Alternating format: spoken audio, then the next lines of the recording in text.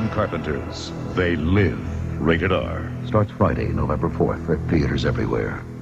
There's a reason that John Carpenter keeps coming up seemingly every other year in this decade-long documentary, and that's because he truly is a master of the horror genre. To that end, he's one of the last of a generation of maestros that scared and scarred us through rouge-possessed cars, leper zombie pirates carried in fog banks, and shape-shifting aliens that could be anything that they wanted to appear as. In 1988, though, he would tackle something that he found even more frightening as a politically charged individual, and this was his takedown of Reaganomics. He later had to defend the message of the movie with a tweet in 2017 saying it was about yuppies and unrestrained capitalism, so that other groups couldn't claim it as their own.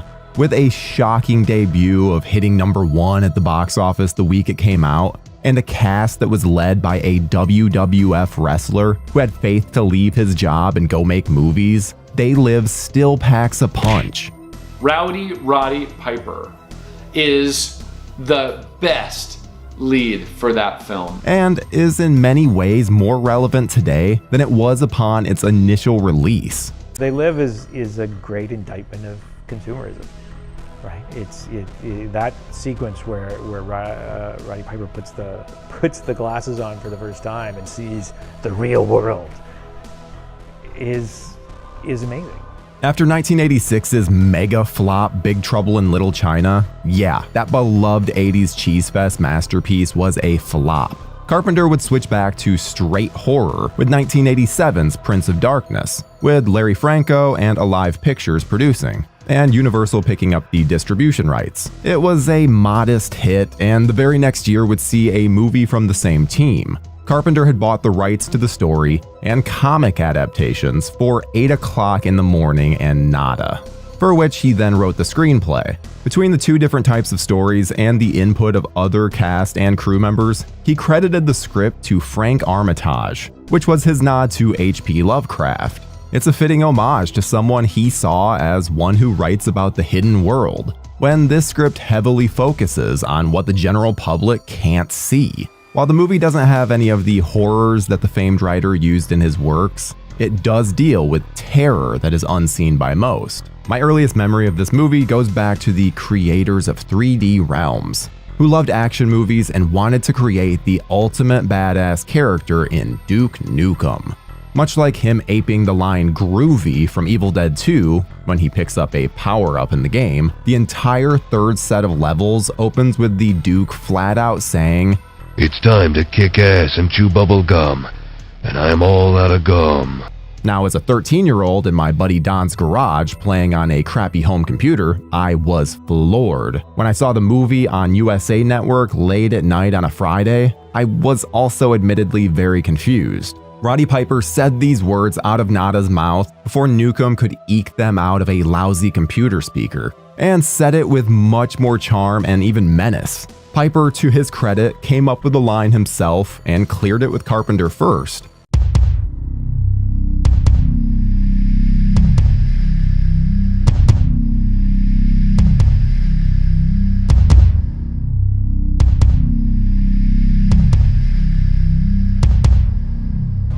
We met the character of John Nada. I met him when I was going to the market after dropping the kids off at school.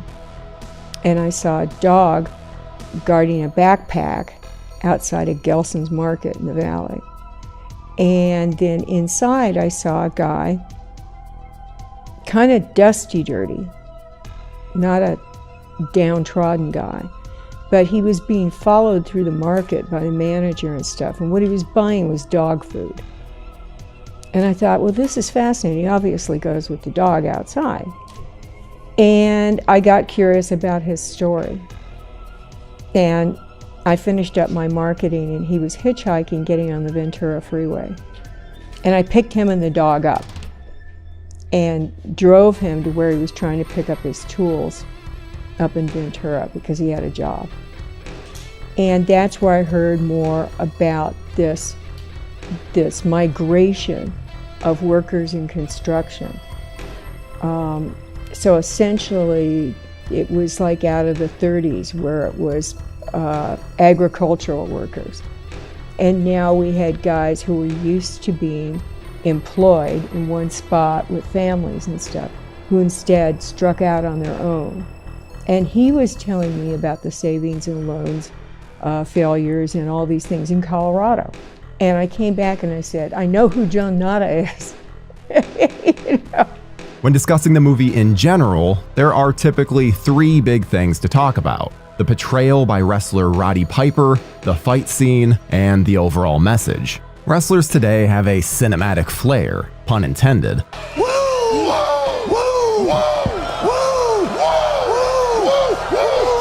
Built in with how theatric professional wrestling is, but also with their superior speaking and performance skills compared to what they were in the 80s. It's hard to find a 3-month stretch that goes by in a given year that doesn't have John Cena or The Rock in a starring or supporting vehicle. This works because they hone their craft over multiple decades and have their fair share of stinkers too. While Terry Bollea, better known to the world at large as Hulk Hogan, was the big star of the wrestling world at the time and had appeared in Rocky III as the hilariously over-the-top Thunderlips, he wouldn't get his own starring video until 1989's No Holds Barred. While The Princess Bride was certainly more popular and loved by more of an audience in 1987, Andre the Giant was hardly the star, even if he is an absolute scene stealer in it. Rowdy Roddy Piper was actually a replacement for Kurt Russell, who was originally cast as Nada. But both men felt that this type of story with this type of character had been done by both of them together already, while the character of Frank was specifically written for actor Keith David, after Carpenter enjoyed working with him so much on The Thing. Piper wasn't considered until the director saw him at WrestleMania 3. WrestleMania was the biggest show that the then WWF put on every year, and Carpenter was amazed by what he saw from Piper. Piper also often had a segment called Piper's Pit that would use his skills on the mic to interview fellow wrestlers, so Carpenter knew what he was capable of. While this isn't so prevalent in the early parts of the movie, and the character of Nada barely speaking more than a few words at a time, Piper, and by association Nada, really warms up by the end of the movie with crisp and clean delivered fun dialogue to go with his quippy one-liners.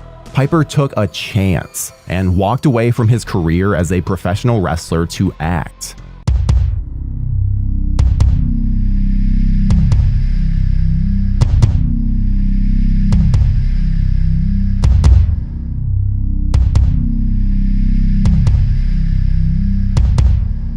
After seeing Piper in They Live, I not only used my G.I. Joe action figures to recreate my own version of the movie, but I also made it my mission to seek out anything else that he did.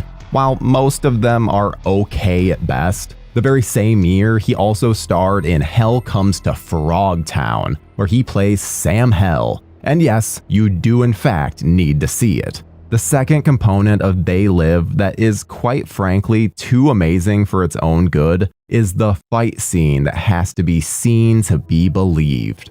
For the first chunk of the film, we follow a quiet Nada as he looks for work, a place to stay, and a nice meal here and there, while slumming it in a them versus us and rich versus poor society. He's quiet but observes everything, and when a church fakes having people in a sermon with studio equipment and is later raided by city police, he finds a box of sunglasses that changes his perspective, to say the least. Not wanting to be alone, he tries to find his friend Frank, who sees him as a killer now. When Frank feels pity for him in an alley and gives him a week's pay, we are treated to the greatest 5 minutes and 20 seconds in film history, which is astonishing considering the scene in question was originally a 20-second throwaway scene. That's called knowing when you have gold.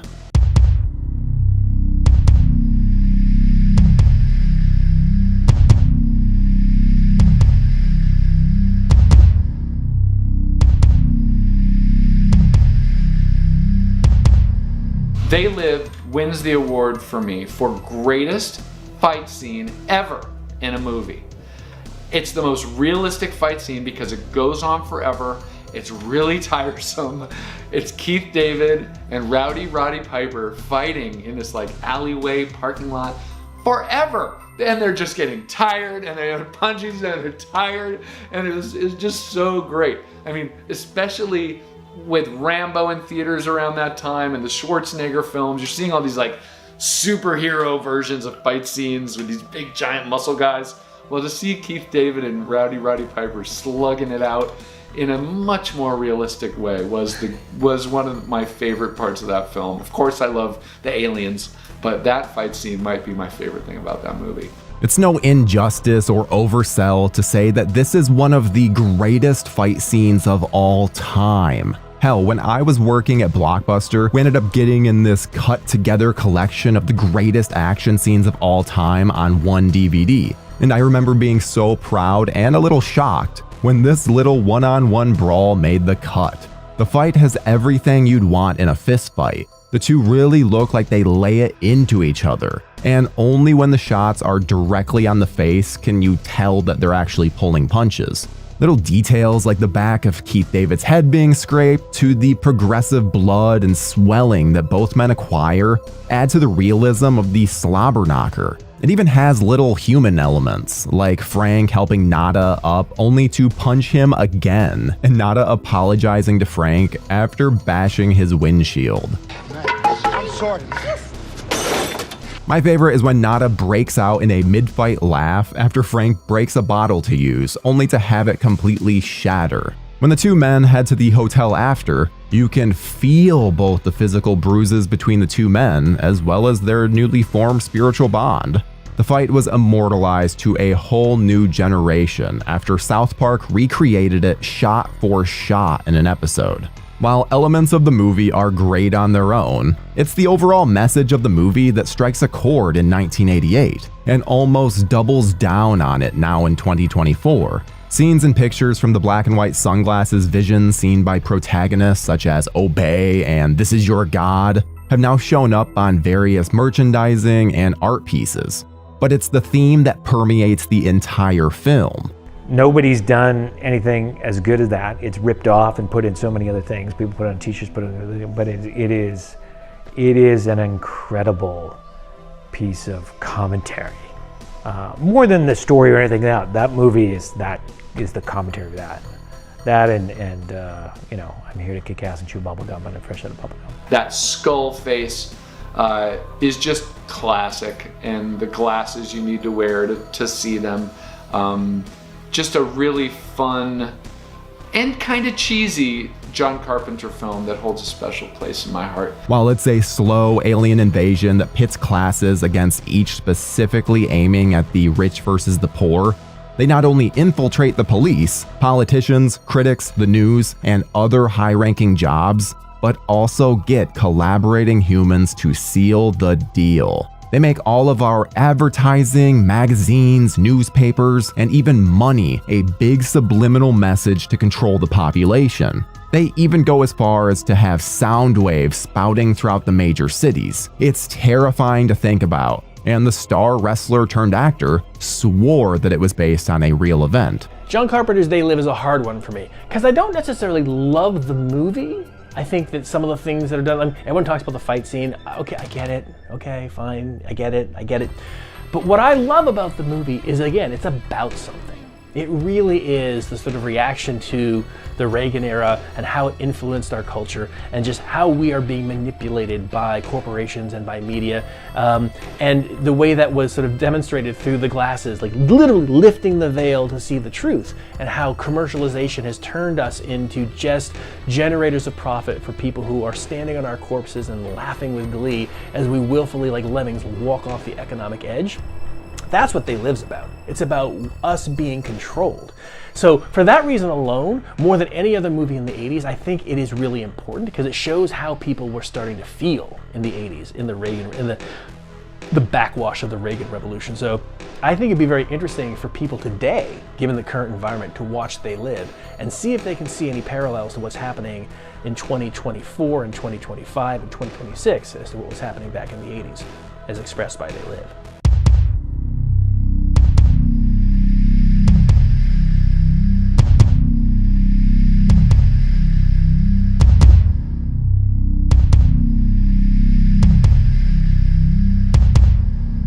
While not apples to apples, today's glut of social media, cell phones, and fake news on both sides of the debate create a chilling comparison to the theme of control. Everything the US and world at large has been through since the start of 2020, having a controlling, slow-moving alien invasion isn't the craziest sounding thing you've ever heard. While different groups and designers have taken the look and feel of the film and ran it through their own creative or destructive means, the movie has only become more important to society and culture through the eyes of what is real and what is hidden behind the everyday life that we try to go through daily.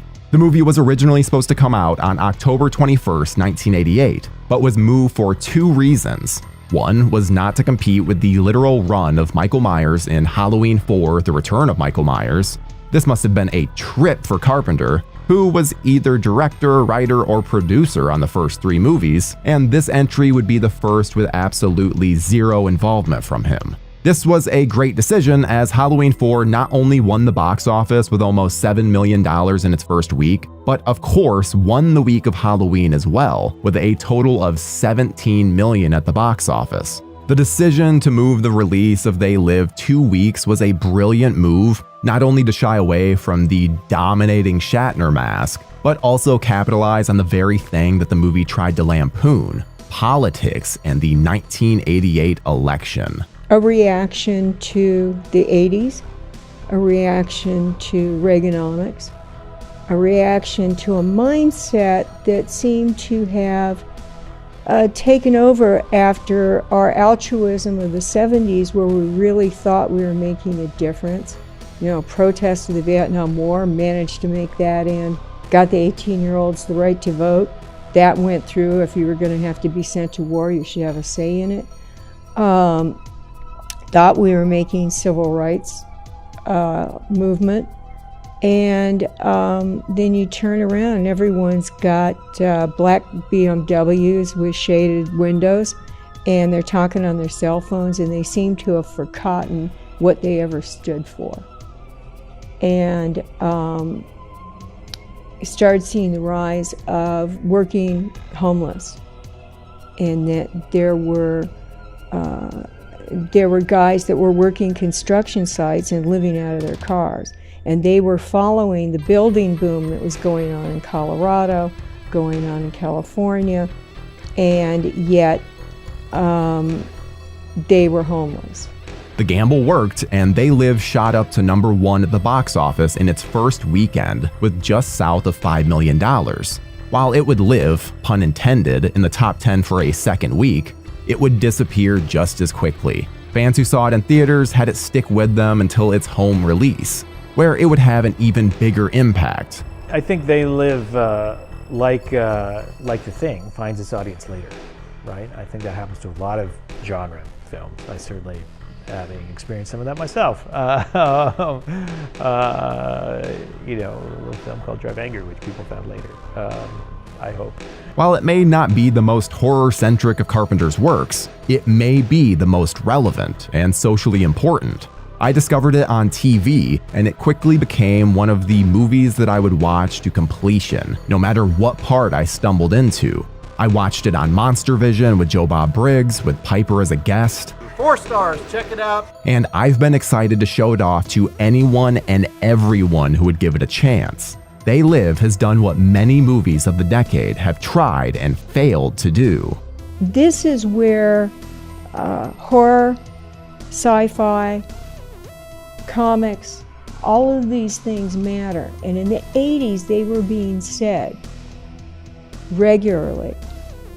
And then I feel what happened now is that horror became a cash cow. And they think that horror is a subject instead of a reaction. And we should all be horrified right now. While you can be entertaining on a good level, a so bad it's good level, or for a number of technical or special effects related reasons, few can lay claim to being just as enjoyable, but even more relevant today as They Live. Oh, and having the best fight scene of all time certainly doesn't hurt. I mean, unless your name happens to be Frank or Nada. So see They Live, another classic John Carpenter film. Yeah! On Elm Street 3, the Blob is back. Rated R. Now playing at a theater near you. Everybody complains about the fact that there's so many sequels, and believe me, I'm very well aware of what sequels can or can't be, because I've made good ones and I've made bad ones. And one of the good ones, and one of the ones that we aspire to, it doesn't get the attention that it deserves, is 1988's The Blob.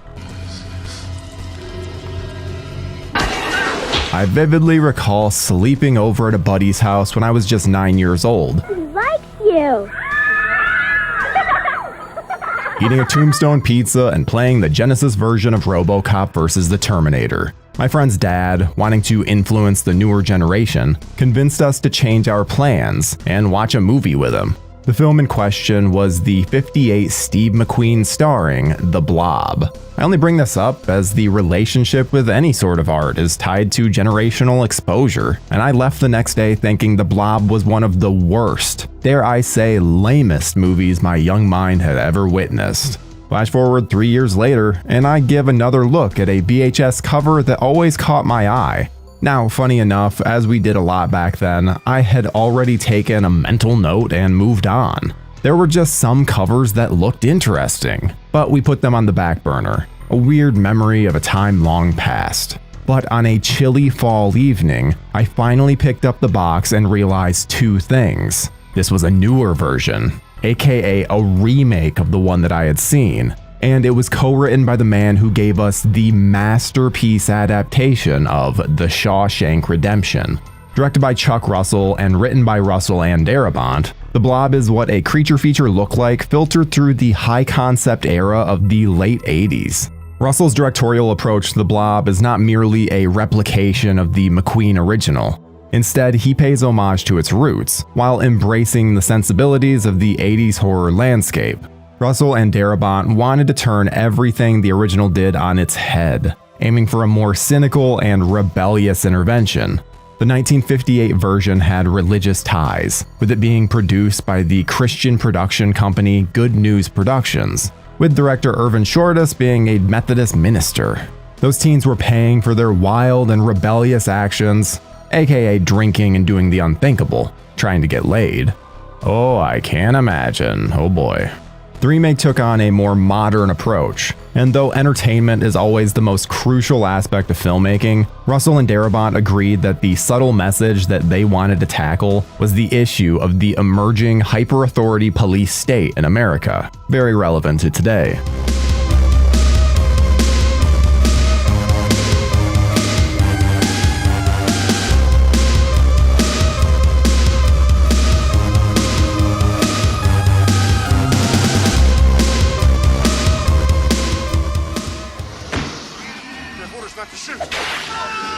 Now, if you're watching this, it's pretty safe to assume that you have either A, seen The Blob, or B, just are not worried about spoilers, because I won't be doing a beat-for-beat breakdown. Christ, those are just the least interesting videos, and not what we do here on this show. So let's get into the effects, the scenes that make this worthy of discussion, and why many years later, they still hit harder than most. When it comes to a modern creature feature, effects are often as crucial as the narrative itself. Dude, The Blob stands as a testament to the mastery of practical effects. So for this new adaptation, Russell and the crew aimed for a dynamic and visceral vibe. After trying out a bunch of techniques, Tony Gardner and the effects crew settled on what they called prom dresses, which are parachute fabrics sprayed with veins and pumped up with methylcellulose, a thickening agent used in food.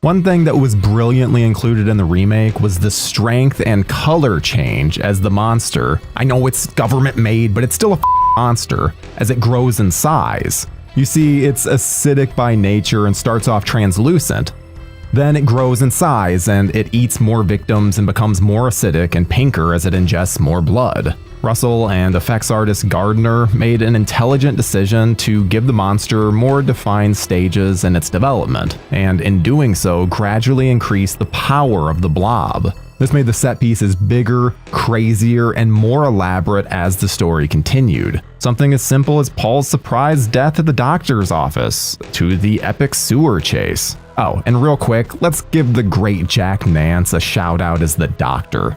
We're big Lynch fans over here at JoBlo Horror and always want to give some love to his cast when we can. In one of my favorite sequences, which takes place in a packed theater watching what looks to be a pretty damn fun slasher, the creature infiltrates a movie theater, turning what should be a place of entertainment into a horrifying and impressive set piece. Starting with a fun yo-yo jump scare, the Blob engulfs the unsuspecting victims. And as a side note, as someone who has been a frequent moviegoer since I was a young kid, seeing the loud-talking asshole get his comeuppance still brings a smile to my face. I love the look and feel of how they seamlessly integrate live-action shots with practical effects. Though it may look a bit dated, there is something terrifyingly tangible about the look of the Blob coming out of the movie screen. As we've said many times on this series and the channel, practical effects hit different. Miniatures, composites, and the prom dresses are why we still talk about the Blob to this day. As some 80s movies lose a bit of FX charm with high-def transfers, the ingenuity here really makes a big difference. And it's wild to think that Chuck Russell wanted and even tried some CGI before abandoning it altogether. Now, the original was very sort of like funny and charming and sort of like very specific, but the 1988 remake was brutal and intense and had spectacular practical makeup effects, and it was incredibly clever in how it was constructed. And it has some moments that definitely reflect the cultural impact of the 80s, but at the end of the day, if you want to see a really good remake, one that really delivers on the promise of the premise, 1988's The Blob does it. Frank Darabont was a writer on that as well. The sewer chase is another sequence that solidifies the film as a monster movie classic and a masterclass in atmospheric tension. I'm all about the dimly lit, narrow passageways that give this that embellished yet practical look. I'm just a sucker for a soundstage, what can I say? The Blob's shape-shifting abilities are on full display as it slithers through the confined space and touches one of the third rails of horror. It actually kills the kid. And to add a cherry on top, we get a jump scare with his melted body screaming for help. The combination of practical effects, puppetry, and stop-motion techniques to bring the Blob to life do so much for the creature feature subgenre. Not to wax nostalgic, but scenes like these bring me back to my youth. Something grand and unique, something that, as you age, you lose. The wonder of movie magic.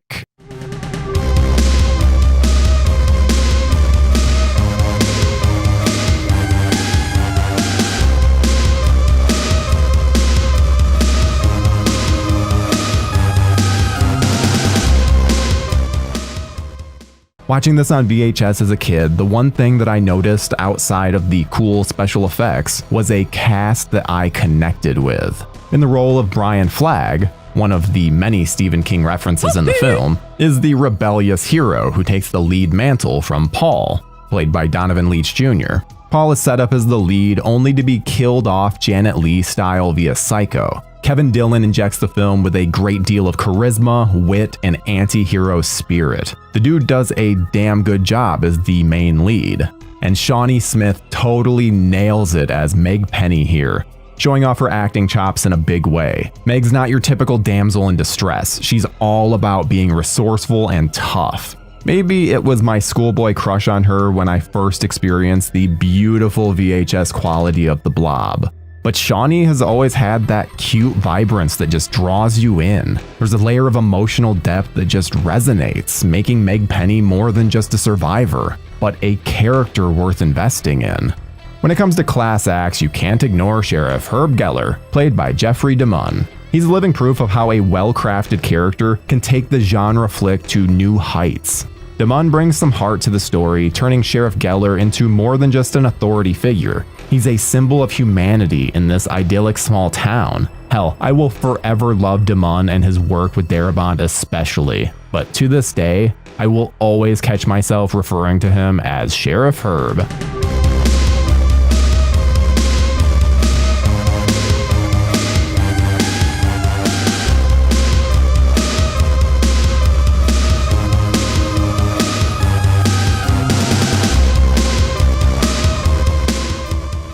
The thing that I've come to notice more and more as I've gotten older and more into the writing aspect of the film is how well Russell and Darabont deliver a compelling narrative that transcends the typical horror movie formula. They write characters with real heart, motivations that hit home, and a plot that keeps us hooked beyond the jump scares. The setup and payoff moments make every important and non-thing matter. Flag practicing his bridge jump, and even Paul and his condom mishap. By spicing up the script with clever execution, suspense, and a character-driven vibe, The Blob is more intelligently executed than many of the horror films of the time. Maybe it's the Shawshank or Dream Warriors in me, but these two seem to see horror as more than just a scare tactic. Russell and Darabont pack layers of meaning into the story, turning The Blob into more than just a brainless monster movie, which I have nothing against and love quite a bit still. But it becomes a decent metaphor, an effects extravaganza, and a sly deconstruction of horror tropes. In essence, Russell and Darabont weren't just out here doing a standard remake or throwing a nod to the past with The Blob. No, they were on a mission, a horror mission to remake a subpar movie into something better. Not to date myself here, but it's like a mixed CD of homage, reinvention, and storytelling swagger. It's Russell's directorial chops and Darabont's way with words that created this real harmonious blend that keeps it alive 36 years later. They were friends prior to writing this, and it shows. Friendships matter, and the sooner you learn this, the better. It's who you know in life. It's not just about how the film looks or the way the story unfolds. It's about creating something that can share a history of what was made before, but uniquely its own. The homage and innovation aren't like oil and water, they're more like whiskey and coke, complementing each other to make a hell of a good time. Their collaboration isn't just a redo, it's a cinematic mixture that vibes with the old school, while grooving to the beat of the new, which is now old, ironically. I wish that this was featured more on late night TV, or got the sci-fi TNT replay some of its contemporaries did, but it's a good sign we're still talking about The Blob this many years later. I wasn't lucky enough to grow up with this as I did Friedkin's Rampage or Raimi's Army of Darkness, but I'll always think of how my hatred of the original and how my video store rental made this 1988 adventure all so special to me. Everything is time and place, whether you want to confront that frightening truth or not. The Blob is the brainchild of the late 80s and stands so to this day. These types of effects-driven flicks can't exist in the current culture like they did back then. We can only pay homage. And you know what? That's alright. Be proud of your history, but accepting of the ever-changing future. Thank you, Russell, and thank you, Darabont. You gave me one hell of a ride. A Nightmare on Elm Street, Part 4. The Dream Master. How sweet. Fresh meat. Rated R. Starts Friday at theaters everywhere. The point of this nostalgic trip back to the 80s is to highlight what exactly helped shape my love of all things horror, and the Nightmare on Elm Street series was at the forefront of my attention. Each entry had enthralled me to the point of obsession. The first movie's infamous Johnny Depp death scene with its geyser of blood in the bed, Grady's gruesome death in part 2 with his lifeless body hanging by the door, and the scene in part 3 where Freddy cuts Philip's tendons and uses them as strings to lead him to his death. All hugely iconic scenes that stayed with me for a long time afterward. I was a keen artist at school, and I'd often sketch out scenes or images from the films, much to the displeasure of my teachers. Sorry, Mrs. Woodman, but if you're gonna give me a blank-covered exercise book, I'm gonna deface it with some horrific images. I was never the teacher's pet, but I got away with it a lot due to my infectious ability to make teachers laugh. Charm goes a long way, people.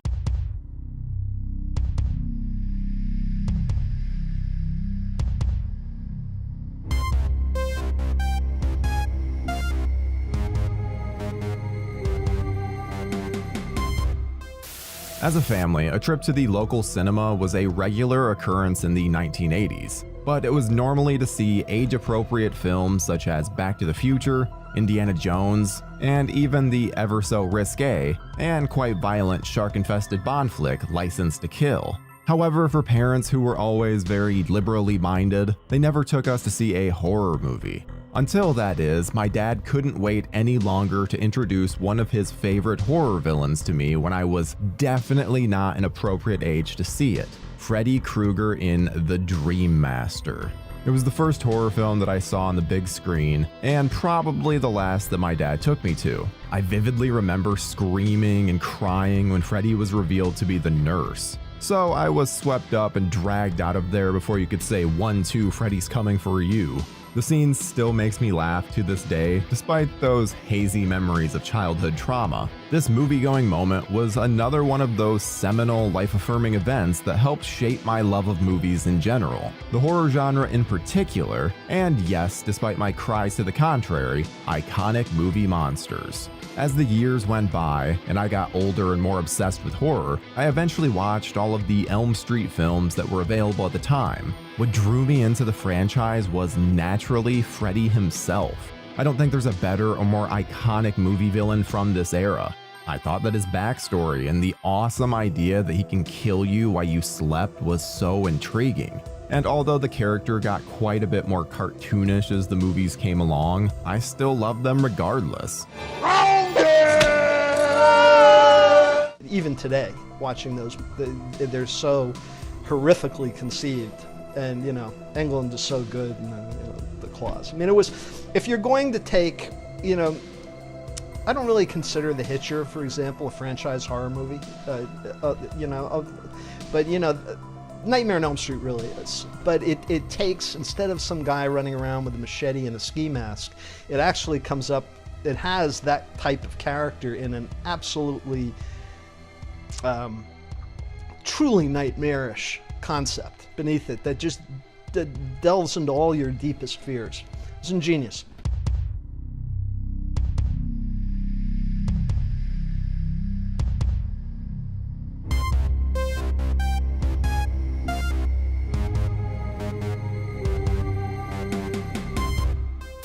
Up until the chance I got to finally see The Dream Master in its entirety, the entry that had really stuck with me, apart from the Johnny Depp slaughtering opening part, was number 3, The Dream Warriors. I love that movie in all of its wonderfully demented glory. I found the cast of characters all extremely likable. Freddy began quipping some great one-liners. Fuck the prime time, bitch! And it boasted some of the most inventive kills of the entire franchise. The aforementioned puppeteering of Philip via his ripped-out veins was fantastic. And perhaps the most vicious example, when Freddy injects recovering addict Taryn with a lethal overdose after transforming his blades into syringes. Part 4, therefore, had a lot to live up to. So could director Renny Harlin deliver a kick-ass Part 4? Well, the answer to that question is more or less a big fat yes. While I didn't find it quite as engaging or as inventive as The Dream Warriors, I still massively appreciated it on its own merits. Plus, my brother and I had to wait to watch it again after our folks had gone out with the neighbors for their usual Saturday night out, whatever the hell that entailed. I can't remember exactly. They were definitely merry when they returned, however. The movie is a direct continuation of the story from The Dream Warriors. The narrative picks up with Kristen, now played by Tuesday Knight in place of the departing Patricia Arquette, and her fellow survivors, who are quickly dispatched to make way for new blood to be slaughtered in their slumbers. We're also introduced to Lisa Wilcox's Alice, who follows on final girl duties from Kristen and Heather Langenkamp's Nancy from Dream Warriors. Alice's transition from a meek waitress to a formidable, empowered woman by the film's end really stuck with me as a kid, just as the way that the kids from Dream Warriors fought Freddy had also done. I also dug how Freddy uses Alice to gain access to his new victims. What I remember the most about The Dream Master, when we spent that Saturday night in our living room hunkered around that shitty old tube TV, was that although I preferred Part 3, I loved how it took the highlights of that movie and tried to crank them up to 11. What worked so well here for me was how Freddy was still Freddy. He hadn't become a caricature of himself as he did in later sequels. His one-liners were awesome, especially one around the 20-minute mark when poor horny Joey meets his maker. Joey falls asleep in his room and sees a model from one of his posters swimming naked in his waterbed. Freddy pulls Joey into the waterbed, kills him, and we see the bed slowly fill with blood, along with Freddy's hilarious, "How's this for a wet dream?" It's a neat throwback to Depp's bed-related death from the first film, and although it's not quite an erupting geyser, the scene stayed with me for a long time afterward. I'll leave it up to your imagination precisely why, though. Aside from watery deaths, I also dug how the movie finds new and inventive ways to satiate fans looking for sick and twisted thrills. The Cronenberg-esque transformation into a giant cockroach was awesome, and in fact that whole scene is great, with her arms being torn apart while working out. The practical effects looked a little rubbery, but that's the charm of the decade's approach to VFX. I prefer old school aesthetics to some of the ropey looking CGI in modern horror films. What I ultimately loved about the Elm Street franchise wasn't the inventive kills and Freddy's one-liners, which I suppose became a touch too cartoonish as the series progressed. It was some of the more niche and fun elements. Just take the Dream Master for example, and there are several scenes that have become synonymous with the franchise. Rick's karate practice and the moment where he's teaching his sister some moves, resulting in one of her sneakers flying into the fish tank, had me creased up. Also, you can't have a good horror movie with some action elements without a campy but cool, gearing up to kick the bad guy's ass montage. Again, I totally dug this moment when Alice goes full John Matrix and tools up, ready to fight Freddy.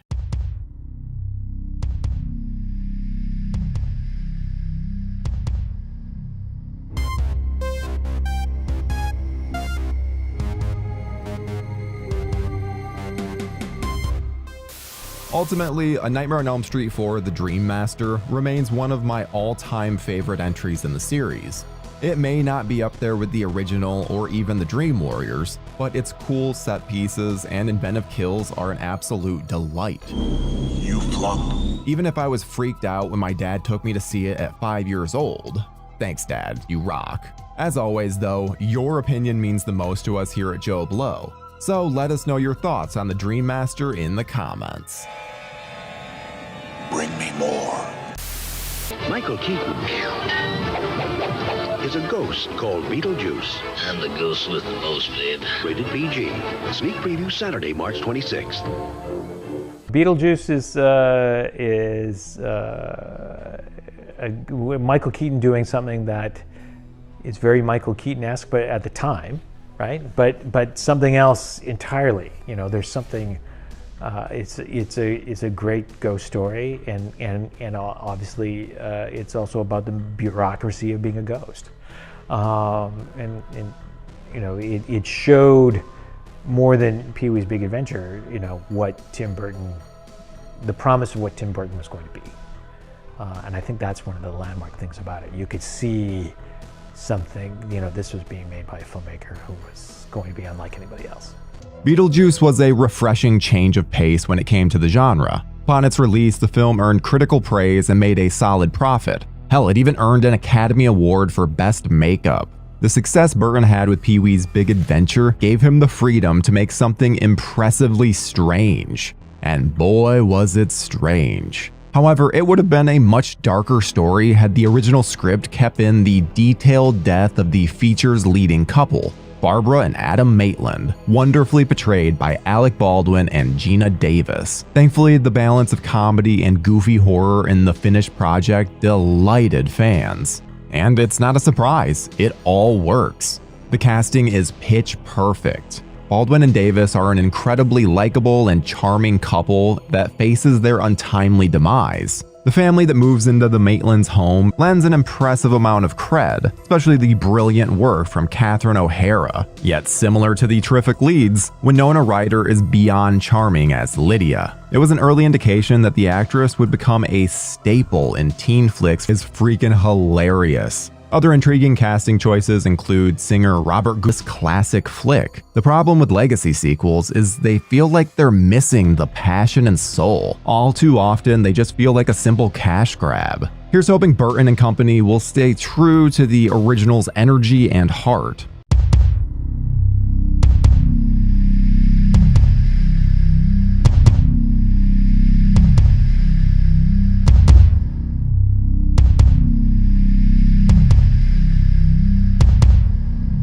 Michael Keaton, also Dougie's favorite, he brought comedy to it, right? So there's scares, there's non-human things going on, and there's funny. And so every time Beetlejuice showed up on film, it's like, oh, here he is again. You know, I couldn't wait to see and hear what silliness he was going to come up with. And bigger, broader characters always work with me.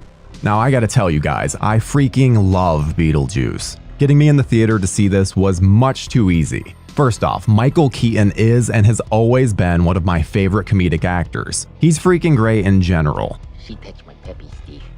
I first noticed him in the excellent comedy Night Shift. The 1982 feature starring Shelley Long and Henry Winkler allowed Keaton to steal the show. His comedic timing was impeccable. And yes, this is still one of my favorite films from director Ron Howard. Yeah, he directed that. And frankly, I was excited to see the man take on a little bit of the odd with this offbeat character that he would make iconic. Keaton's Beetlejuice is offensive, intrusive, and comedically vicious. As a bioexorcist who deviously likes to clean houses of the living, the actor excelled in every aspect of the character. Yet this is one of those special occasions where the filmmaker himself was just as famous as the performers on screen.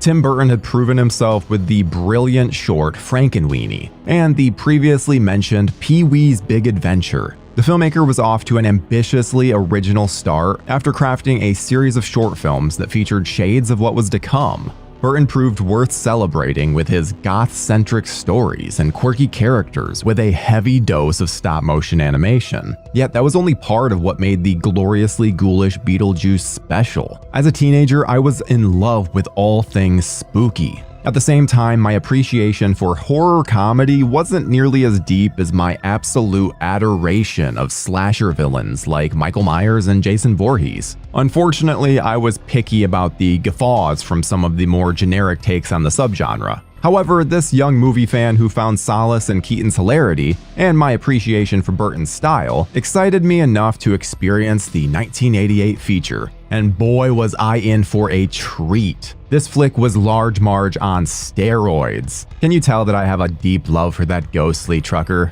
Oh, Marge. The first time I watched this classic tale, I fell instantly in love with Lydia Dietz. As an awkward teenager, Winona Ryder became my go-to young movie star. The actress made more than just a little impression. I still quote many of the lines from this film, but growing up, I always connected the most with "My whole life is a dark room." What teenager didn't feel that same way at some point? Her work in this film made me an instant fan. And who wasn't at that time? Heathers, Mermaids, Welcome Home, Roxy Carmichael, and of course Tim Burton's lovely fairy tale Edward Scissorhands. Winona captured teen angst better than anybody at the time, and she still freaking rocks.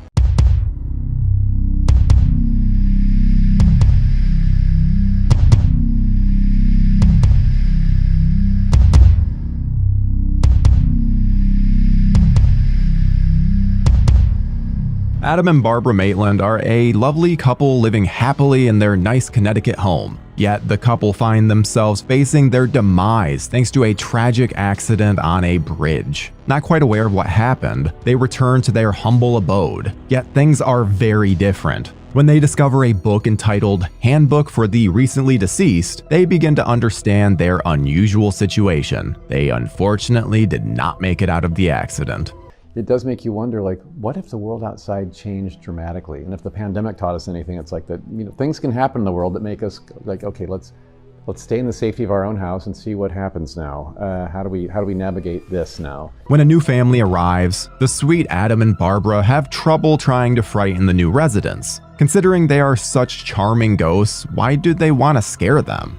It takes only a few minutes to realize how frustrating Delia Dietz is, an abomination of pretension. And that's not including her freakishly odd sculptures, which she holds dear to her icy cold heart. So what's a couple of ghosts to do? After a less than promising meeting with caseworker Juno, the couple is told to figure out themselves if they want the family removed. Considering these two are so damn nice, it's a bit of a task. However, they discover some help in the form of Beetlejuice. Even though Juno warns them not to conjure this bothersome ghost, they become desperate for help. What did Barbara say?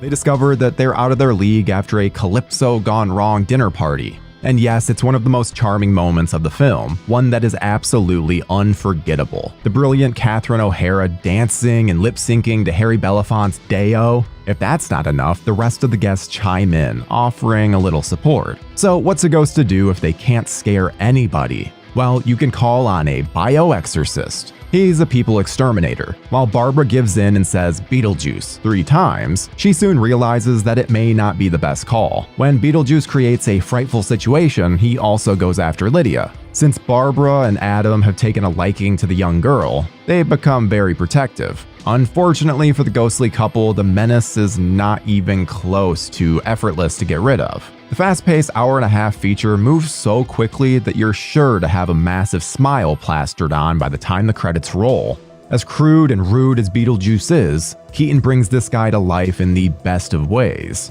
As great as he had already proven to be, this performance is unforgettable on every level. The film and its performances are still held in high esteem today, so much so that we are getting a highly anticipated sequel nearly 4 decades later, and the cast is really damn impressive. Not only will we see the return of Catherine O'Hara and Winona Ryder, Mr. Keaton is back to reprise the title role. Then, as for newcomers, Jenna Ortega, Willem Dafoe, Monica Bellucci, and Bern Gorman all play a part in Burton's new vision. Let's just hope it's practical.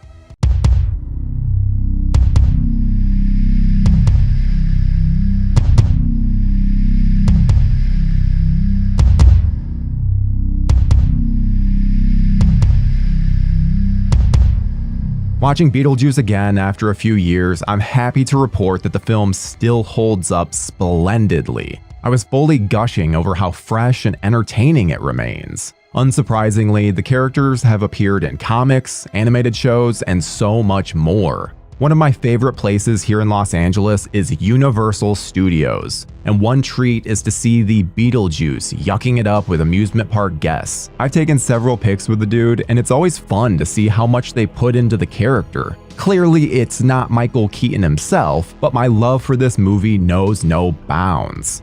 As a fan of Burton's work, this is easily one of his best films. However, I do still have a massive love for Ed Wood as well. His exaggerated sets and characters still bring me a heaping helping of macabre movie magic. Beetlejuice is a film worth celebrating. It plays well on Halloween, but like many of Burton's features, it's a fun-filled fright with a comedic edge. As for the sequel, the idea of seeing Ryder and Keaton and O'Hara return to these incredible roles is just too difficult to resist. Here's hoping Beetlejuice's return will be something worth celebrating. If Beetlejuice is a hit, maybe we'll get a 3rd chapter. Beetlejuice, Beetlejuice, Beetlejuice. I mean, come on, you kinda have to, right?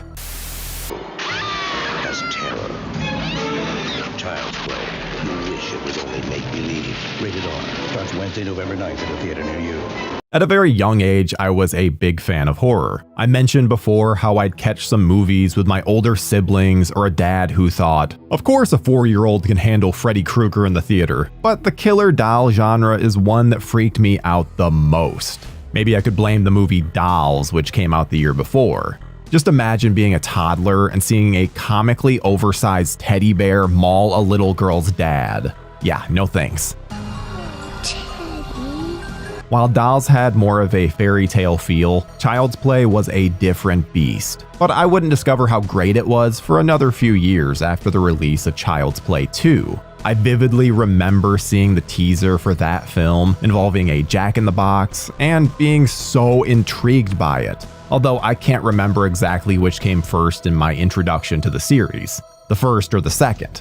All that mattered was I faced my fears of this menacing red-headed doll and invited him into my home to play. Child's Play emerged as a groundbreaking horror film that captured the imagination of audiences worldwide. Directed by Tom Holland and written by Don Mancini, with rewrites by Holland and John LaFia, the movie introduced us to the menacing realm of a killer good guy doll named Chucky. The storyline revolves around Andy Barkley, a young boy who receives a seemingly harmless good guy doll for his birthday, only to discover that it houses the malevolent spirit of a serial killer, Charles Lee Ray. What follows is a bone-chilling game of cat and mouse as Chucky, now alive and on a quest to possess Andy's body, unleashes chaos and terrorizes those around him. There's a movie from before the 80s called Trilogy of Terror that had this little killer voodoo doll. And as a kid, that scared the crap out of me. So there's always been an undercurrent of dolls are creepy. They just are. So when Child's Play came out, that was sort of the perfect synthesis of the commercialization of dolls, like that whole 80s where everything had to be commodified and you had to have this certain thing for Christmas or for your birthday. And to marry that and that little sort of like creature kid with a horror movie, especially with Brad Dourif voicing that creature, that was the perfect alchemy to make not only the long-standing franchise that it is, but one that just continues to deliver. It is scary, it is funny, but it really does poke fun at 80s excess in a really clever way.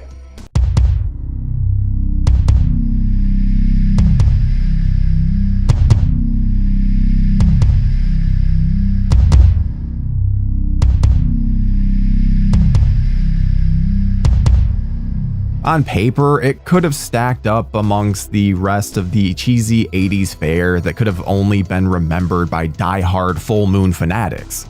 In fact, Charles Band even expressed interest in filming the script after producing Cellar Dweller, which Mancini wrote.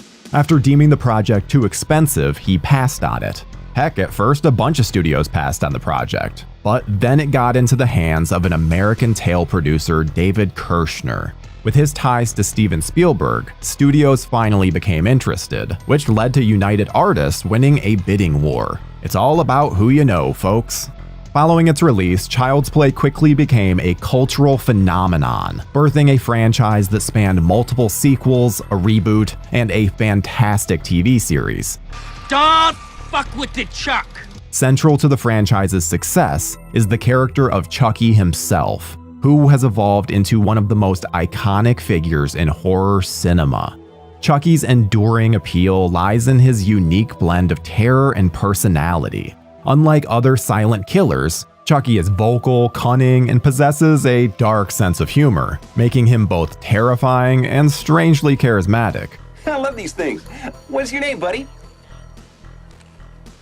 Chucky. Brad Dourif's performance as the voice of Chucky brought the character to life in a way that resonated with audiences, elevating him to the ranks of horror legends like Freddy Krueger and Jason Voorhees. Moreover, Chucky's ability to adapt to changing times has kept him relevant in an ever-evolving horror landscape. While the original Child's Play tapped into fears surrounding consumerism and innocence in the 1980s, subsequent entries in the franchise have explored themes ranging from technology to parenthood, ensuring that Chucky remains a formidable force of horror no matter the generation.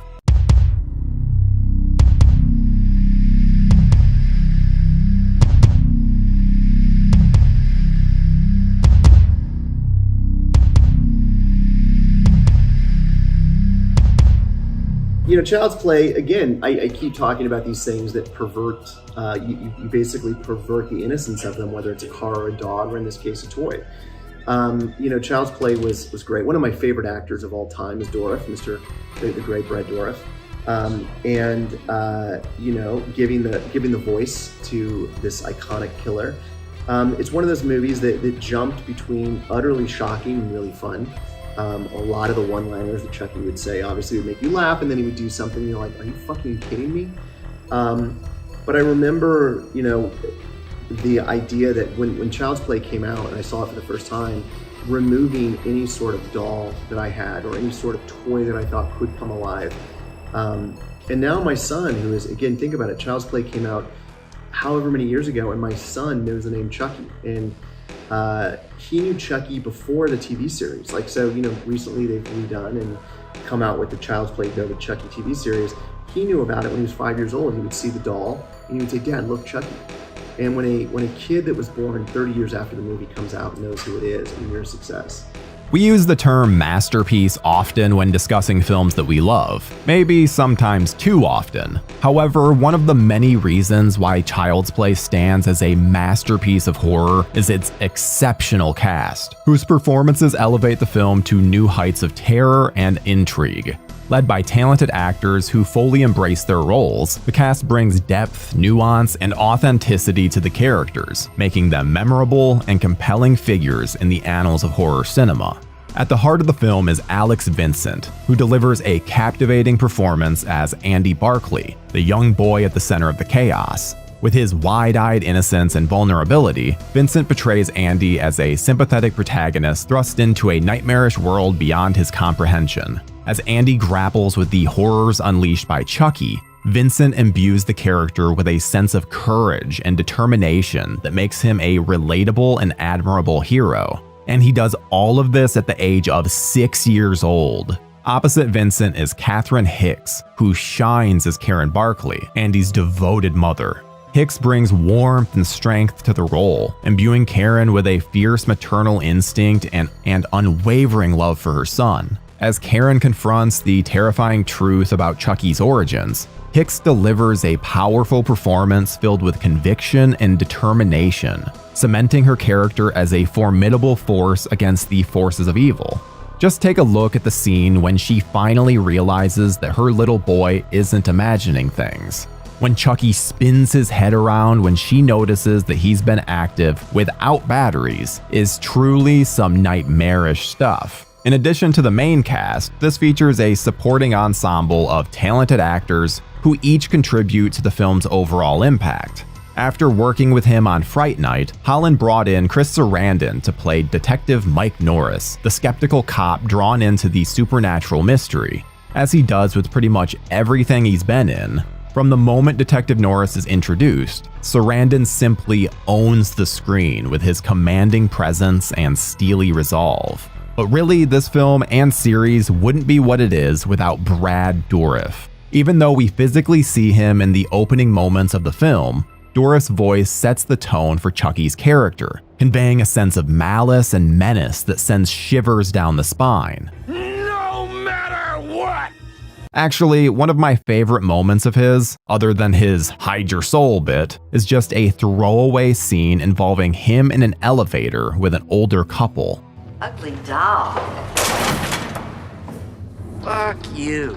Although Dourif is the voice of the entire franchise, the true MVP is the doll's designer, Kevin Yeager. Following his works on the previous Elm Street sequels, Kevin and his team of puppeteers brought Chucky to life using various state-of-the-art animatronics, cosmetics, and even actors using forced perspective, one including Alex Vincent's little sister. Seeing the doll transform throughout the film from an innocent toy to a more human element with a receding hairline is brilliant. The use of that good old practical effects magic that we constantly rave about is one of the many reasons why this film still holds up to this day.